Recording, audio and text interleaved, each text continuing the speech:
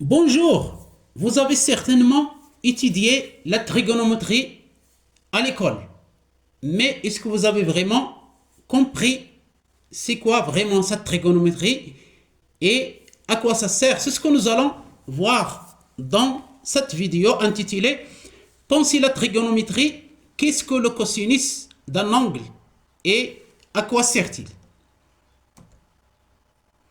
Voici un triangle rectangle, c'est-à-dire que l'angle BAC qui est à gauche en bas de l'écran est rectangle, 90 degrés. Il mesure 90 degrés. Donc ce triangle qui nous paraît nous banal, ABC, il possède trois côtés et par conséquent il a trois angles. Un angle droit BAC qui mesure 90 degrés et deux angles aigus ABC et ACB. Un angle aigu, c'est-à-dire qui n'est pas droit. Voilà donc un triangle rectangle avec trois points ABC. On rejoint les trois points par des côtés et ils forment trois angles. Nous avons trois côtés. Le côté le plus long, le plus grand, qui est BC en haut, il s'appelle l'hypoténuse. L'hypoténuse BC. Nous avons deux autres côtés, un côté adjacent à l'angle aigu qu'on veut mesurer et un côté opposé à l'angle aigu qu'on veut mesurer. Par exemple, si on prend l'angle aigu qui est en bas à droite, l'angle ACB, donc cet angle marqué ici en couleur rose, c'est l'angle aigu ACB, donc le côté adjacent à cet angle, c'est AC qui est en bas, AC, et le côté opposé, c'est AB. Et bien sûr, l'hypoténuse, c'est le plus grand côté, le plus long côté, c'est BC. Pourquoi tout ça? Parce que on va voir trois fonctions ou bien trois rapports A sur B, c'est-à-dire la division. Si on prend la longueur des côtés adjacents AC et qu'on divise par la longueur de l'hypoténuse BC, ça donne une fonction qui s'appelle cosinus. Cosinus de l'angle, bien sûr, aigu ACB que nous avons choisi. On peut bien sûr calculer le cosinus de l'angle, de l'autre angle aigu qui est ABC. Mais restons dans cet angle aigu. Deuxième rapport qu'on peut effectuer, c'est la longueur des côtés opposés, c'est-à-dire AB ici à gauche, divisé par la longueur de l'hypoténuse. Et ça s'appelle sinus, sinus de l'angle aigu ACB. Troisième rapport qu'on peut faire, c'est la longueur des côtés opposés, AB divisé par la longueur des côtés adjacents qui est AC, et ça donne une fonction ou bien un résultat appelé tangente. Jusqu'ici, c'est ce que nous avons appris, par exemple, à l'école. C'est ce que nous avons tous appris à l'école, c'est ce que je connais moi, c'est ce que vous connaissez, vous qui m'entendez. Mais au-delà de ça, ça veut dire quoi? Ça sert à quoi? C'est ça l'important. Donc, c'est ce qu'on va penser aujourd'hui. Nous allons commencer par trois caractéristiques de ces trois fonctions, de ces trois divisions, de ces trois rapports. Vous pouvez le nommer comme vous voulez. Et ça s'appelle cosinus, sinus et tangente. Première remarque, ils sont toujours compris entre 0 et 1. Voilà la première caractéristique. Deuxième caractéristique, ils n'ont pas d'unité. Par exemple, si on prend le cosinus qui est égal à la longueur des côtés adjacents, par exemple en centimètres, divisé par la longueur de l'hypoténuse en centimètres, donc centimètre divisé par centimètre, donc on annule l'unité, c'est-à-dire centimètre disparaît, et c'est très simple pour les personnes qui font des mathématiques, c'est-à-dire on réduit, on supprime dans un rapport ce qui est identique dans le nominateur et le dénominateur. Donc, ils n'ont pas d'unité. Et troisième caractéristique qui est très très importante pour cette découverte, cette invention de la trigonométrie, c'est que ces trois rapports, ces trois fonctions mathématiques, trigonométriques, cosinus, sinus et tangente, dépendent uniquement de la mesure de l'angle aigu, c'est-à-dire de cet angle, par exemple, ACB.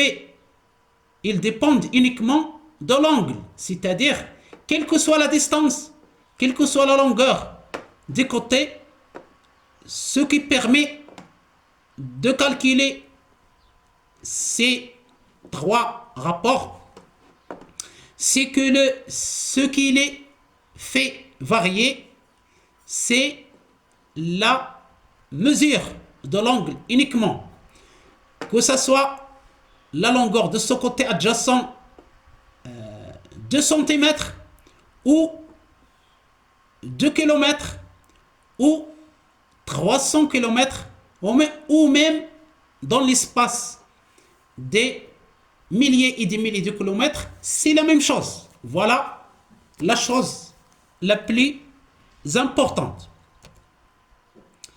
Donc, à quoi ça sert tout ça? On va parler d'un peu de maths. N'ayez pas peur, je ne suis pas mathématicien. Je ne connais pas les maths plus que vous, mais juste, si vous voulez, par exemple, connaître les distances ou bien la longueur des côtés d'un triangle, il suffit de connaître la mesure de l'angle. Donc, si tu connais un angle dans un triangle rectangle et une seule longueur, que ce soit l'hypoténuse ou bien le côté opposé ou bien le côté adjacent de l'angle aigu, alors tu peux trouver tous les autres côtés grâce à ces trois fonctions que nous avons vues, cosinus, sinus et tangente. Je m'arrête ici parce que ça va devenir des mathématiques, des calculs. Mon objectif, c'est qui a pensé la trigonométrie et quelle est son utilité pour l'humanité. Qu'est-ce que la trigonométrie a apporté à l'humanité comme idée, comme pensée, comme conséquence de l'activité cérébrale dont nous avons parlé au cours des vidéos précédentes. Donc, la trigonométrie, c'est simplement le fait de mesurer des triangles. C'est la mesure des triangles. Ça vient des mots grecs. Trigonon, c'est-à-dire triangle, et métron, c'est-à-dire mesure. La trigonométrie est une branche des mathématiques qui étudie les relations entre les angles et les longueurs dans les triangles et bien sûr, surtout dans les triangles rectangles que nous avons vus au début. Merci d'encourager cette chaîne par un pouce, un like, un j'aime s'il vous plaît. C'est gratuit, c'est facile et c'est en bas à gauche de cette vidéo. Merci de laisser un commentaire, de partager et de vous abonner à la chaîne pour encourager ce type de contenu et je vous remercie vivement et infiniment. Maintenant, à quoi sert cette trigonométrie? D'abord, ça sert à calculer des distances parce que les fonctions cosinus, sinus et tangente dépendent uniquement de l'angle, comme nous avons dit, peu importe les longueurs. Donc, ça permet de mesurer les distances qu'on ne peut pas mesurer directement avec un mètre, avec une règle ou une chaîne de mesure pour les topographes, etc. Ou même à l'aide d'un distance-mètre, un télémètre avec l'infrarouge. Donc, si nous avons par exemple la hauteur d'une montagne ou bien la distance entre deux villes, il suffit d'employer la trigonométrie sans déployer les moyens traditionnels de mesure comme la chaîne, la règle, etc. À quoi ça sert la trigonométrie? Ça sert aussi à naviguer, notamment utiliser le GPS, les radars, les satellites. Naviguer bien sûr en mer pour les bateaux, sur terre pour les moyens de transport, en air pour les avions et même dans l'espace pour les navettes, pour les satellites, etc. Ça sert aussi à l'emploi de radars et de satellites. La trigonométrie sert à construire, à bâtir, notamment dans le domaine de l'architecture, de l'ingénierie, des génies civils, comme les ponts, les chaussées, les barrages, les routes, les bâtiments, etc. Ça sert aussi à programmer des logiciels, des programmes informatiques, comme les jeux vidéo, les effets graphiques, etc. Et ça sert à étudier les ondes, comme les ondes sonores, électromagnétiques, c'est-à-dire la branche qui les étudie, qui est la physique. Voilà l'utilité de la trigonométrie. La question maintenant qui se pose, qui a pensé la trigonométrie? La trigonométrie n'a pas été inventée par une seule personne d'un seul coup. À l'inverse d'autres inventions que nous avons vues dans cette chaîne, la trigonométrie, c'est une accumulation d'activités, de pensée à travers des générations et à travers des siècles et aussi à travers des civilisations, puisque il s'est construit petit à petit sur plusieurs siècles grâce à plusieurs civilisations que nous allons voir. Les Babyloniens, vers 1800 avant Jésus-Christ, utilisaient déjà des rapports entre les longueurs et les angles pour observer le ciel et ils comptaient en base 60. C'est pourquoi, jusqu'à maintenant, on dit qu'un cercle mesure 360 degrés. Un petit rappel, la base 60, c'est une base de calcul comme notre base de calcul courante qui est la base 10. La base 10 comporte 10 chiffres 0 à 9 et on fabrique des nombres à l'aide de ces chiffres. Pour la base 2, en informatique, il est composé de deux chiffres 0 et 1 et on construit des chiffres à l'aide, des nombres binaires à l'aide de ces deux chiffres. Mais pour la base 60 des Babyloniens, il comporte 60 chiffres Et à l'aide de ces 60 chiffres, on construit des nombres. Après les Babyloniens, viennent les Grecs. Les Grecs de l'Antiquité, la Grèce de l'Antiquité. Il y a un philosophe, un mathématicien qui s'appelle Hipparque, né vers 150 avant Jésus-Christ. C'est lui le père de la trigonométrie parce qu'il a créé la première table de cordes. Les cordes, ce sont les ancêtres des sinus et des cosinus que nous avons, c'est-à-dire juste des rapports entre les côtés d'un triangle rectangle.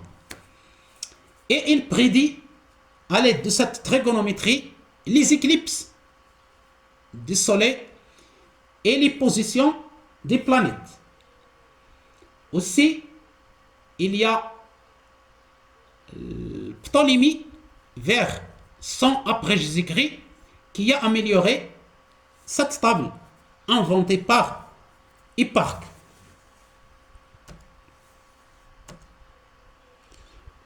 Ensuite viennent les mathématiciens indiens vers 500 après Jésus-Christ qui ont inventé le sinus, le rapport, c'est-à-dire le côté opposé des triangles rectangles divisé par l'hypoténuse. L'hypoténuse qui est le côté le plus long. Et il appelait cette fonction qui est le sinus Jia. Jia en sanskrit, en langage sanskrit. Ils ont remplacé la corde par une moitié de corde qui est devenue notre sinus actuel.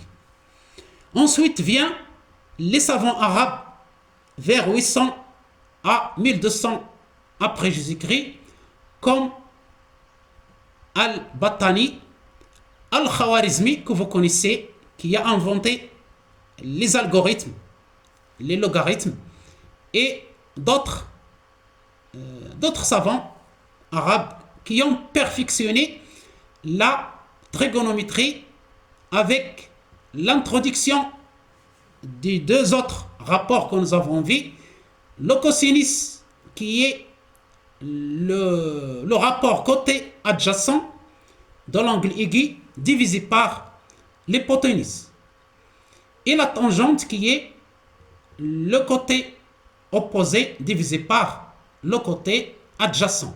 Ils ont aussi introduit les formules de calcul c'est-à-dire de calcul trigonométrique. Les Arabes ont transmis la trigonométrie à l'Europe à travers l'Andalousie, à travers l'Espagne. Et bien sûr, les Européens, les savants européens ont repris ces connaissances lors de la Renaissance. Les mathématiciens comme Regiomontanus et Copernic, ils ont utilisé la trigonométrie pour la navigation et l'astronomie. Et vous connaissez tous Copernic, nous avons parlé de ce savant dans cette chaîne, qui nous a dit que la Terre n'est pas le centre de l'univers, mais c'est juste une planète qui tourne autour du Soleil. Maintenant, nous avons vu ce que c'est que la trigonométrie, qui a inventé la trigonométrie, l'utilité de la trigonométrie. Maintenant, on va répondre à la question: qu'est-ce que le cosinus d'un angle? C'est-à-dire, on va prendre juste un rapport, une division de cette trigonométrie qui est la longueur du côté adjacent, en bas à C, divisé par la longueur de l'hypoténuse, et ça donne le cosinus. Donc le cosinus d'un angle, c'est quoi? C'est juste un rapport, c'est juste une division, un nombre que nous obtenons en divisant la longueur des côtés adjacents de l'angle aigu d'un triangle rectangle par la longueur de son hypoténuse. Et bien sûr, nous avons ici l'unité de mesure de la longueur des côtés adjacents sur l'unité de mesure de la longueur de l'hypoténuse, ce qui permet d'obtenir un résultat sans unité, puisqu'on simplifie l'unité en haut, centimètre, sur l'unité en bas, centimètre, et ça donne un résultat sans unité. Aussi, ce résultat est toujours compris entre 0 et 1. Quand est-ce qu'il est égal à 1? C'est lorsqu'on rapproche cet angle, ce point C, on le rapproche des points A jusqu'à ce que l'hypoténuse soit égale au côté adjacent. Lorsque l'hypoténuse est égale au côté adjacent, on obtient 1. On obtient la valeur 1. Lorsqu'on éloigne le point C des points A, ça devient ça s'approche de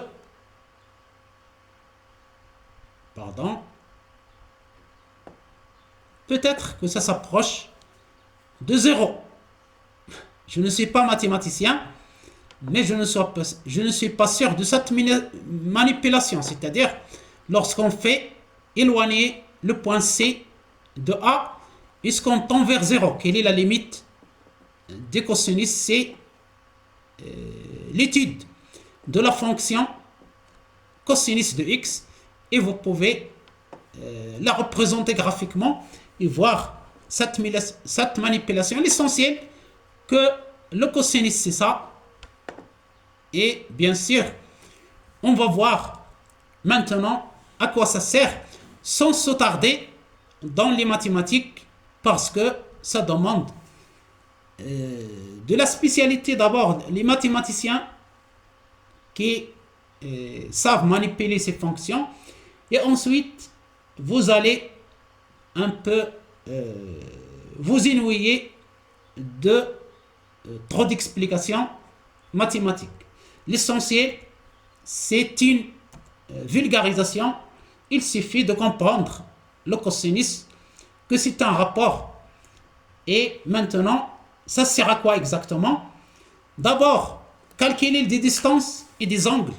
Le cosinus permet de résoudre des triangles, même lorsqu'ils ne sont pas rectangles. C'est-à-dire, ce n'est pas obligatoire d'avoir un triangle rectangle pour calculer une distance. C'est ce qu'on appelle la loi des cosinus. Cette première utilisation du cosinus se fait en architecture, en navigation et en topographie en général, qui est dans la cartographie, etc. À quoi sert le cosinus? Il sert aussi à modéliser des phénomènes périodiques. Le cosinus, comme le sinus bien sûr, sert à décrire des mouvements cycliques, les ondes sonores, les vagues, les courants électriques alternatifs, les orbites des planètes, c'est-à-dire tous les phénomènes qui sont cycliques, qui se répètent. Et tout ça, c'est la physique qui l'étudie. Et bien sûr, en physique, le cosinus est l'outil fondamental pour penser en physique. À quoi sert le cosinus? Il sert aussi à mesurer une ressemblance. Et ça, en informatique et en intelligence artificielle. C'est ce qu'on appelle cosine similarity en anglais. Donc en informatique et en intelligence artificielle, l'IA, le cosinus est utilisé pour comparer des vecteurs, pour dire si deux documents sont similaires en recherche de l'information, ou bien pour comparer des profils utilisateurs. Par exemple, en recommandation Netflix, Spotify, etc.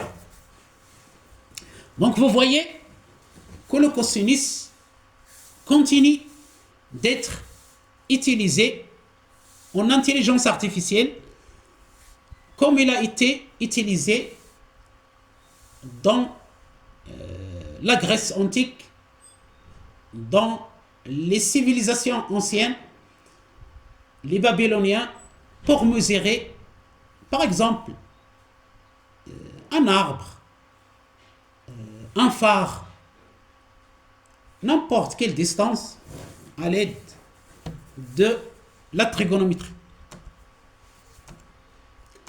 Le cosinus, ça sert aussi à calculer des forces projetées en mécanique.